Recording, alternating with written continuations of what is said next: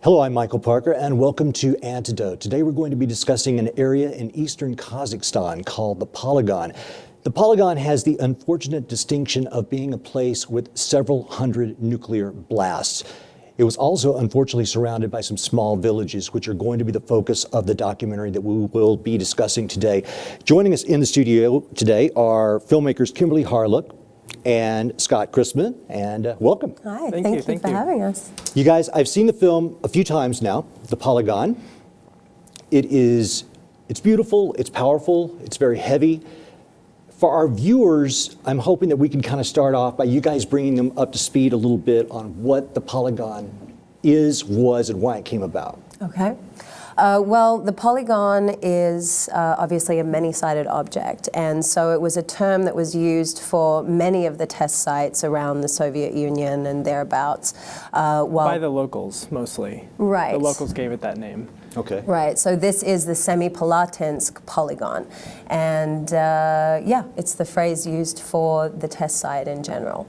And this particular test site was only 18 miles from the local villages. So at that time, you know, the Kazakhs were probably deemed second-class citizens, and they felt that they didn't really need to be advised as to what was happening there. And the polygon was home to over 400 detonations. So there was probably about 600 odd detonations in total, but some of those detonations were multiple. So yeah, the numbers are a little sketchy, but these people in the villages, they were witnessing all of these amazing above ground detonations and thinking, oh my goodness, like this is amazing. They had no idea that those mushroom clouds were raining radioactive fallout all over them. So it wasn't for a few years before they started really recognizing what was happening. And, you know, at that time it was the Soviet regime and nobody could speak and, or speak out, you know, in public. So there was kind of murmurings of what was going on, and people were starting to get sick, and there were never any incidences of cancer prior to this. But all of a sudden people were dying, and so it affected 1.5 million people, and this was at the time a very, very secretive time, of course, so the rest of the world didn't know what was going on. So the site ran from 1949 to 1989? That's correct, yeah. The last test was 1986, which is just like yesterday. I actually passed through that area on a train trip with my parents, and I remember we went through Siberia and then into Russia, and I remember in the middle of the night we had to get off the train, and there's all these Soviet, you know, military guards, and they searched every inch of our cabins and everything, and I remember at the time thinking, wow, what's going on here? This is, I mean, obviously it was still Soviet times, but we were very close to that test site. And of course, at the time, I had no idea that years later I'd be back there remembering that in '86, which was the year of the last test, that, you know, we'd passed through there, so. Well, let's show a trailer from the film, and so people at home can kind of get a better idea of what this is. It's called The Polygon. Let's bring up the trailer and show it.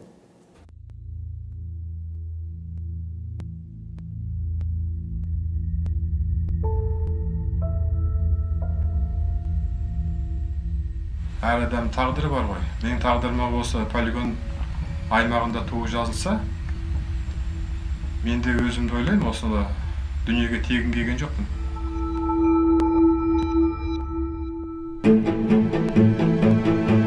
The people of the polygon weren't told that these were nuclear weapons and that there would be the question of radioactive fallout.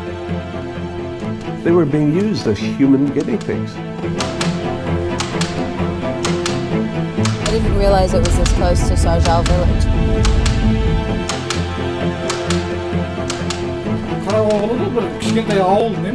Ой, все это от этих испытаний. Вот они сволочи сидят. Это трагедия. Трагедия еще, она не только на земле, вот здесь она тоже. У жителей того региона действительно есть элементы радиофобии. Stalin gave the orders, if the bomb doesn't explode, you execute Kurchatov and Sakharov and all their team. 4, 3, 2, 1, 0.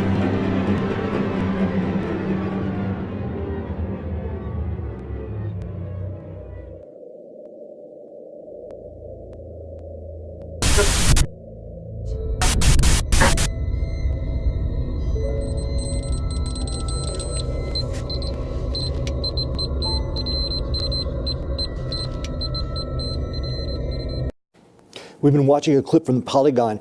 One of the things that is unbelievable about this, that the site was chosen supposedly because the area was uninhabited. But from what I'm reading, there was probably 500,000 people plus in that general area. So they were just deemed expendable. Absolutely. It was also by design, you know, to test the effects on them. Because at this time, they didn't know what it would do. They didn't know what fallout was like. They didn't know the effects that it would have. So they just waited. And I think in the film as well, we mentioned this, they would wait for the wind to be blowing towards these villages, then drop the bombs. And then go in with their suits, tell everyone everything's fine, start testing, taking samples. So obviously, you know, everything was set up on purpose that way.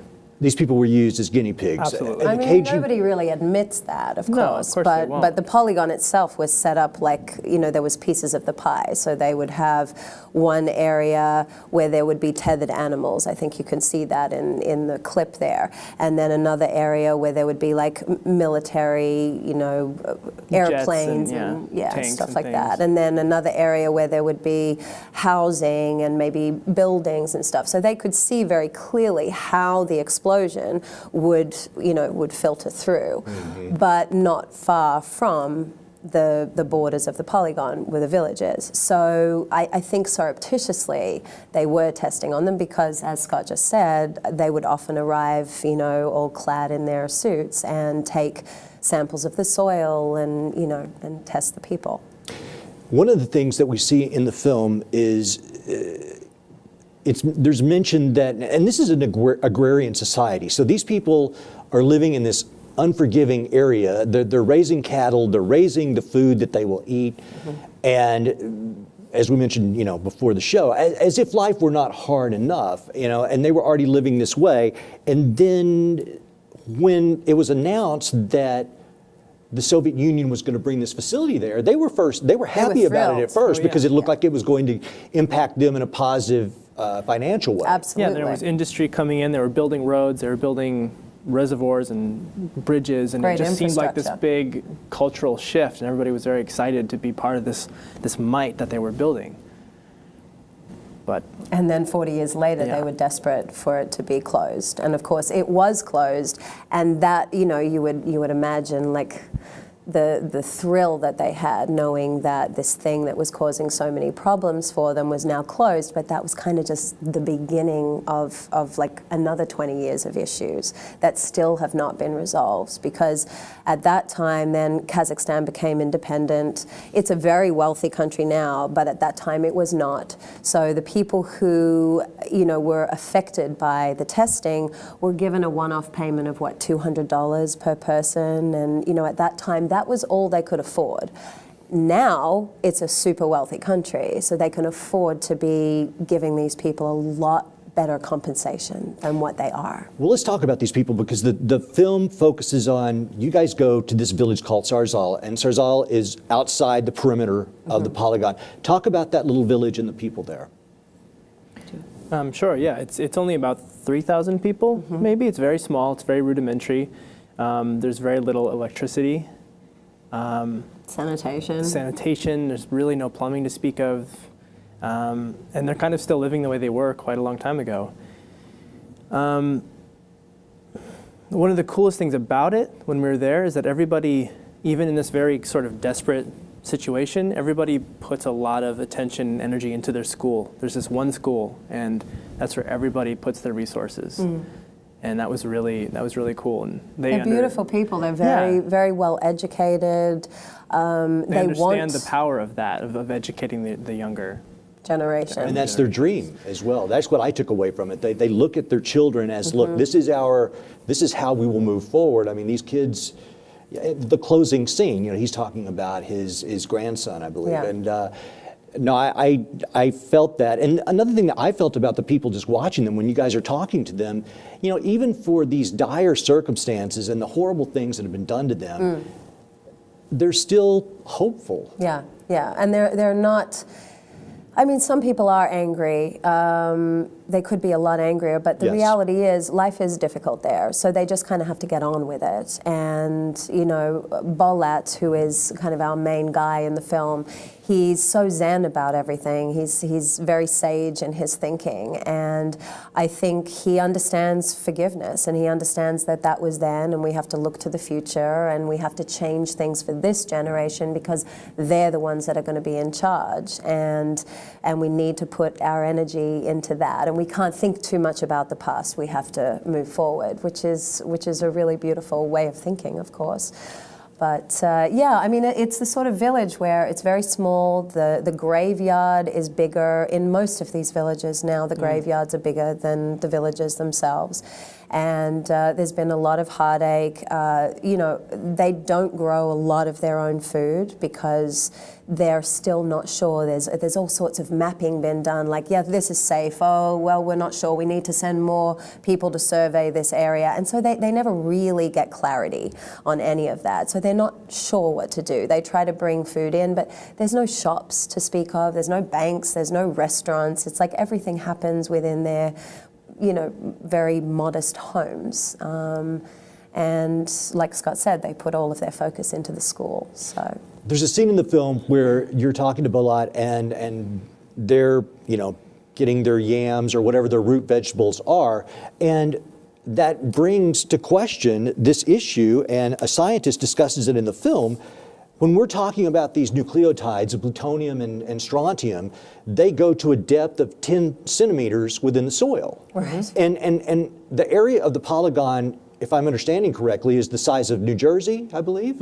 It's quite large. Right. So we're talking about hundreds of nuclear explosions above and below ground. We've got a river that runs close by. right, the Irtysh River. Yeah.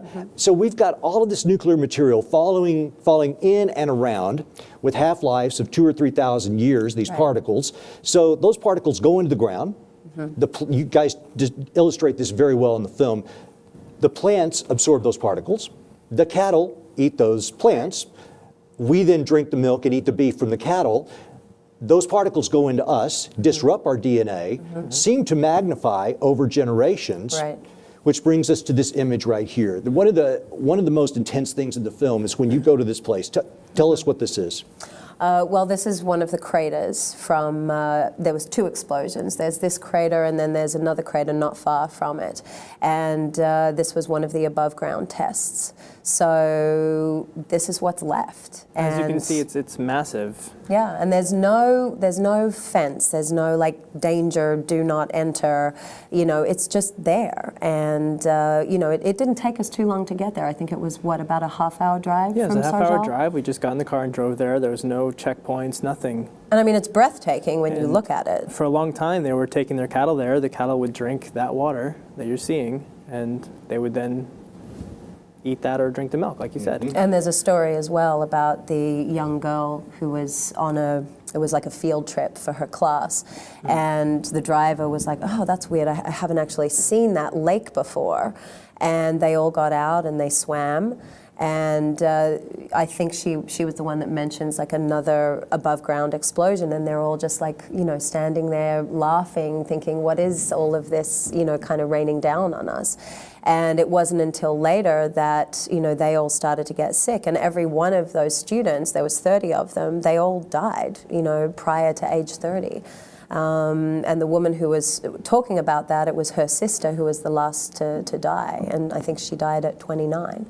So, you know, I mean, it's just amazing to think that there's no restrictions on places like this. And When you go there, your guide, Bolat, I mean, at one point he tells you, like, listen, we cannot stay here. It's Right. like, we can only be here for a few minutes. This place is so highly irradiated. He was very concerned about all of your health. And yeah.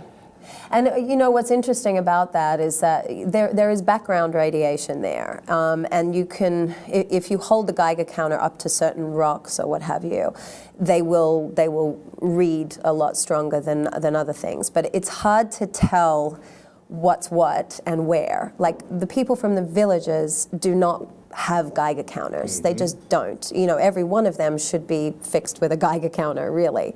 We were fortunate enough to have one and we left it with Bolat. But there's a lot of fear surrounding that. Like everything is unknown. And as I say in the film, you can't smell it, you can't taste it, you can't see it, you can't hear it. It's not like an oil slick where you're like, oh, those birds are covered in oil, oh, there's oil on the beach. It's not like that. You don't know where it is, you know, and we went to ground zero, and of course the Geiger counter at ground zero is just going screaming. Crazy, because that's where the majority of the, you know, that was the epicenter of a lot of the tests. And you could see, I mean, you filmed on the ground there. It was like it was kind of this thing where the van pulled up and it was like, okay, go. And I leapt out of the van, started filming as much as I could, and I even started feeling sick within an hour. I think we were only there an hour. Yeah, and you end up with headaches and you kind of feel nauseous, and you can just feel it. And this scene isn't in the film where we go there, but we'll be releasing it on YouTube at some point. But it's very powerful and visceral to see that. It was the first time when we were here at the crater. You can see it ticking. At ground zero, it's screaming. It's nonstop. Your heart starts racing because it's just going nuts. Well, we're going to have to show some disturbing images now. There's a couple of photos that, there's a scene in the film where you go somewhere, I'm assuming this is a laboratory of some sort, and to demonstrate just the horrible impact that this has had on human genetics, we have this. What? Yeah, this is the Cyclops baby. So these are fetuses. This is actually at a museum in Semi? Yeah, the Anatomic Museum in Semi. Yeah. So, I mean, this was very much commonplace, apparently, you know, at that time, probably in the 60s and 70s, where there was a lot of children being born with birth defects. And I think what also happens, Struan calls it the genetic multiplier, where, you know, if one man who has been affected by radiation procreates with a woman who has also been affected, then the chances of them having a child that is affected like this is just that much stronger. So, you know, all of these were this was all swept under the carpet too. Nobody really could talk about it or wanted to talk about it. The doctors were actually told not to say anything. Say, they would actually take these babies away before they could see them, before the mother could see them, and just say, oh, it didn't make it, and they wouldn't show them because they were instructed not to. And it's very difficult in terms of like the records of deaths in that area, because they would fly them out. When people would die as a result of the testing, they would fly the bodies out of there so that there was really no record of it. To destroy the bodies or to research them or to what? I'm not entirely sure, but so that they could deny issues, you know, that like, oh, there's really no effect, you know. We meet several people during the film who are living with the effects of this, and I mean, it's heartbreaking. And yet, in the last third of the film, you go to Sime, and there is a new facility being created there for oncological study, and you try to make some progress there. And listen, I mean, we could take our hat off to them for building the facility, as you mentioned, yet for these villagers, it's still 5 hours away. And do they even have vehicles? I mean, we see some burnt-out cars and things. I mean, how are they supposed to get to this facility to get the help that they need? And that's exactly the issue, is that the government's going, look, we're building all these great facilities and we're doing all this research, but they're really not doing anything out in these villages where people are still, you know, having these effects. Right. And that is the problem. That's exactly the point of the film, is that, hey, like, this isn't changing for these people, even though you're doing all this great stuff. That, I mean, truly, that is great. Like you said, it's wonderful.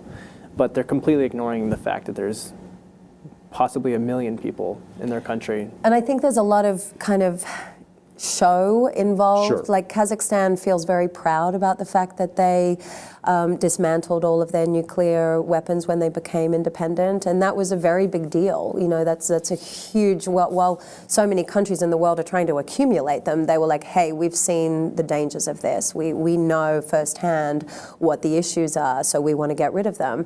But they've just forgotten these people in the villages where they've had, you know, the firsthand experiences and effects of all of the radiation. So it just seems very odd, like out of sight, out of mind. I think, you know, whenever they talk in semi, it's like, hey, aren't we fantastic? We've done all of this, and yes, that's great. But why is that money not getting out here to these guys? Because as you say, they really don't have vehicles. They don't have any way of getting there.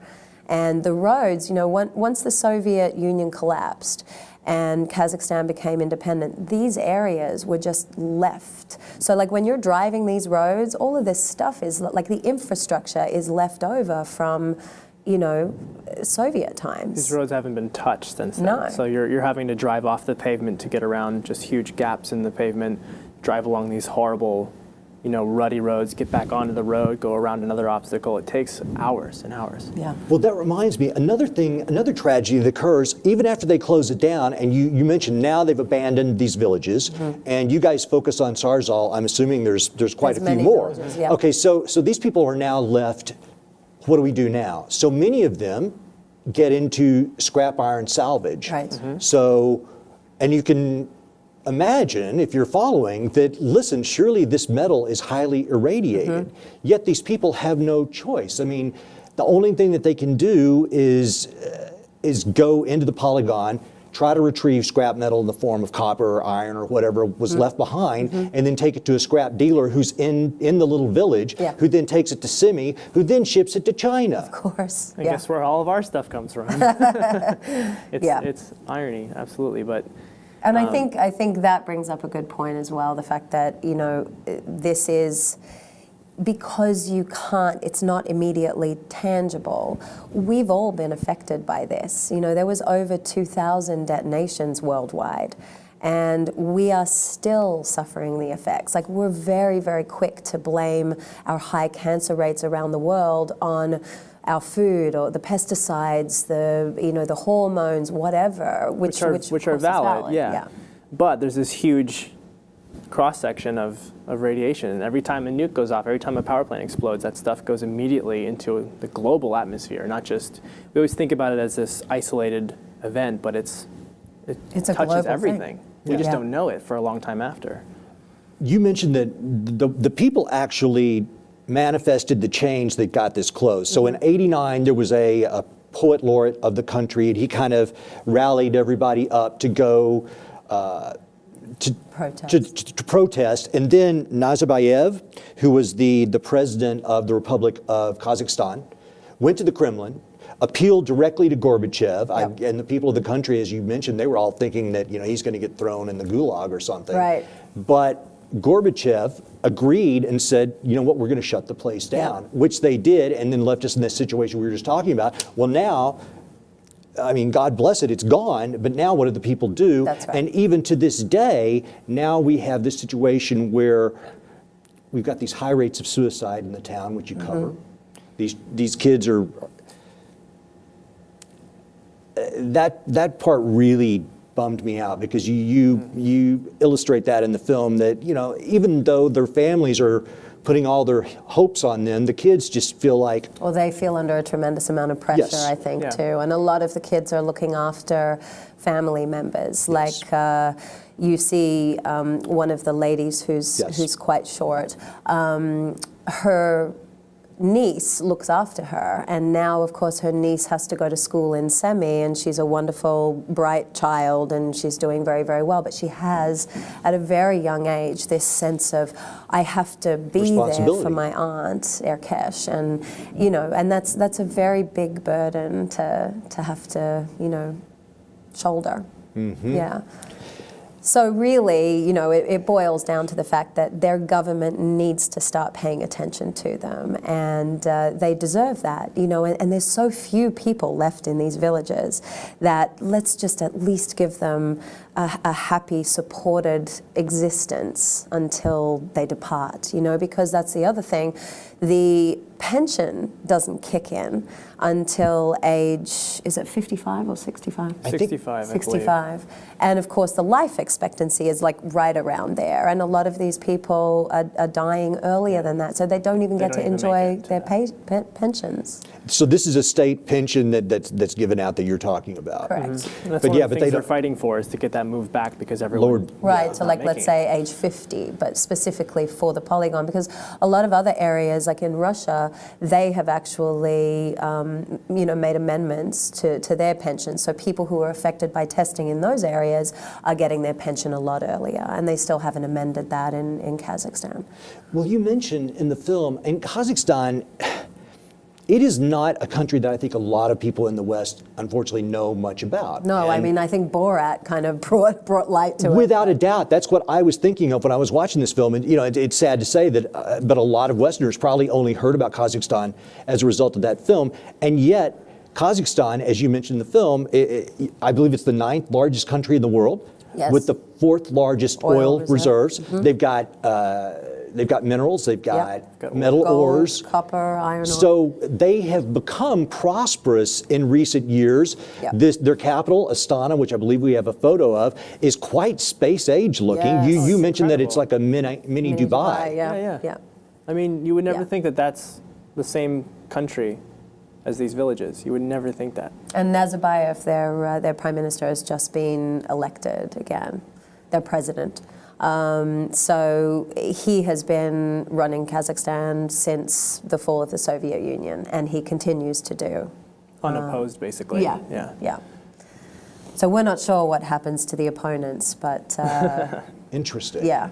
But the reality is he's pouring a lot of money into Kazakhstan. Pretty much every amazing building that goes up, he is a part of that. You know, he's behind that. So. Yeah, it's we kind of changed our tune from wanting to shame the government into helping these people. We kind of rephrased that. You know, we want to inspire the government to pay attention to them, and I think that's really important. You know, a lot of the bigger cities in Kazakhstan feel very European and you know, quite homogenized, and then you go out to the villages and you know, it's kind of the last bastion of Kazakh culture, and it's a culture to be, you know, supported and nurtured because they're dying. Well, I think you bring up a very strong point, because yes, so if you try to shame these people in power into doing what you want, that doesn't work. No. And I can understand when people want to do it out of anger, but I think you have to try to grease the wheels a little bit and get them to work with you. So I understand that. And Nazarbayev, so he's been in power since the 80s. Right. So we're going on, 90, yeah. He was in power before the fall of the Soviet Union and naturally became president after the fall of the Soviet Union when they became independent. So People in that country seem to really like him. Seems to be very supported. I mean, Yeah. from an outsider's perspective, he seems to be supported. Well, on one hand, I mean, by going to Gorbachev and asking them to close the polygon and getting that done, he could kind of surf that wave for a while. Absolutely. Yeah, that So was a huge you're, thing. so you're only left with the people in the villages who are not getting any help, whose voices are really not heard. yeah. Yet you're getting this, which looks like the Wizard of Oz, and it's quite fantastic. And the reality is they are in these villages, they are not connected. They're really not connected. I No, mean, they've got like one light bulb maybe per house, and some of them have a television. Some of them. yeah. But really not, yeah. But They don't it's have not like internet. everybody's connected to internet. Yeah. It's not like they have that ability to kind of go online and, you know, and get their voices heard. I don't think they really know how to go about doing that, you know. Yeah. When I was doing some research for this, I saw that there was an article that came out in November in Vice. I don't know if you guys saw it. And they were talking about, in the polygon, it's the Djelan mountain range, I believe? The Djelan. Djelan, okay. So some of the explosions, I guess, happened under there, but also there was tunnels in which there's all this plutonium which was just left, and I guess now the United States government has spent money with the Kazakhstan government to seal up some of those tunnels because they were afraid that terrorist groups or somebody might go in there and try to retrieve just this errant plutonium we left laying around. Right. And so, I mean, it's extraordinary because on so many levels, and listen, I mean, we had the Nevada test range, but we didn't tell people to stand outside their homes and face the wind or whatever and watch the glory of our new technology. Right, but in a sense, America did too, because when you watch all of those films, like focused on the Marshall Islands and Anahuac, the military, the Navy, they're all standing there doing that. You know, it's like fighting for the country. And it's so interesting to hear the, you know, the kind of call to action and the old news footage, and it's all that might and, you know, flexing the muscle and doing it for the country and stuff. And it's just... You know what, you're right, because we had a woman on here several weeks ago who did a book on DARPA, and one of the, that's right, because one of the first chapter of the book is when they talk about some of the explosions they did in the Marshall Islands and some people that were in these bunkers. Even though they were underground, the force of these things was still so astronomical that it was horrifying. And it's funny because when we spoke to a few people who were ex-military at that time, you know, they were in and around the test site, the polygon itself, and working in ground zero. So for example, an explosion would happen and they would run in there when everything was still smoking, and they would retrieve the animals. And he said often they didn't even bother to put on their protective outfits because, again, it's that thing of like you can't immediately sense what's going on with the plutonium. It was still a new technology at the time too. So just like the Kazakhs driving around watching these explosions, they're cheering, and you can imagine them like eating popcorn, and it's like this spectacle. Yeah. And now it's, you know, it's such a terrible image every time you see one of these mushroom clouds going up in a film or in a documentary. It's just we know but they didn't. Yeah. And it was just very exciting, and the fact that the government never said anything, like never put up signs around these craters that ended up filling up with water, like never said, hey, this is irradiated. That's crazy to me. No, we heard different stories of them actually. Once those lakes, the atomic lakes, would fill up with water, they would put fish in there and encourage them to go fishing. Oh, they go swimming. We have, it's not in the film, but there's footage of people just like doing cannonballs into this water. Yeah. So what is next for the Polygon? I know that you guys are in a film festival in January, and you were also talking about making some of this episodic on YouTube for folks. Yeah, so we were just thinking, like, the whole intention of the film was to try and arm these people with information, because a lot of them actually don't even know a lot of the facts in their own country because they don't have access to things like the internet. So we really wanted to figure out a way to give them the power and to sort of organize and go to the government, because in the film, we do go to the government and we get kind of shut down. They're kind of like, no, and that's it. We're sort of shut out of the room. So what we were thinking of doing, and I think we've started on that path, is to break the film into episodes and put that on YouTube. And then that allows us to use a lot of the footage that we have. I mean, 12 terabytes? We have so much amazing footage and all these amazing scenes, and there's so much of her interacting with them, and all these really visceral things that we weren't able to put in just for time's sake. And great interviews and other characters that don't even make it in the film that were fantastic to hear from. So we're going to be putting those online episodically over time. Excellent. Well, we are going to put links to the film. I wish you guys luck in the festivals going forward. I think it's a fantastic film. Like I say, I've seen it several times. My wife's seen it. We really liked it. And you may cry a little bit, I'll tell you that. I mean, it's not a comedy. It's not. It is not light viewing, but there is a stark beauty to it, and a message, I think. Absolutely, too. it's really well done, you guys. I thank you for coming on board and sharing this with the audience. Thank you so much.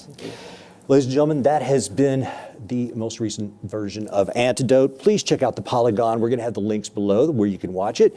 And until next week, please remember, you, I, every single one of us, we are the antidote.